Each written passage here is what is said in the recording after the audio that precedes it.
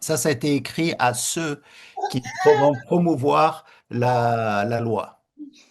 Alors, il disait, par exemple, c'était des juifs judaïsants qui allaient chez les gentils, leur disaient, vous devez suivre la loi. Alors, Jacques s'y oppose et dit, non, on ne peut pas suivre la loi parce que l'objet de la loi, c'est de nous démontrer qu'on ne peut pas la suivre, que nous démontrer que nous sommes tous des pécheurs.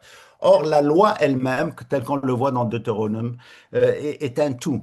Alors, c'est pour ça que Jacques, et d'ailleurs Rachi aussi dit ça, le rabbin Rachi, c'est que étant un tout, si on transgresse une loi, on la transgresse complètement. Donc ce système, c'est un système de loi. D'accord? Et donc on ne peut pas accomplir ni suivre la loi mosaïque. D'accord? Il y a des éléments de la loi mosaïque que nous suivons dans la loi de Christ et des éléments de la loi mosaïque que nous voyons avant même que la loi ait été donnée. D'ailleurs, Abraham, si vous voulez, Dieu dit qu'il a suivi toutes mes ordonnances, toutes mes lois. Mais il parle même du mot Torah, mais la Torah n'a pas été donnée. Donc, si tu veux, le concept spirituel de cette loi qui a été donnée, c'est-à-dire aimer ton prochain comme Dieu le dit, Jésus dit, et aimer Dieu de toutes tes forces. C'est deux grandes lois. La première est évidemment celle d'aimer Dieu. Les autres en découlent.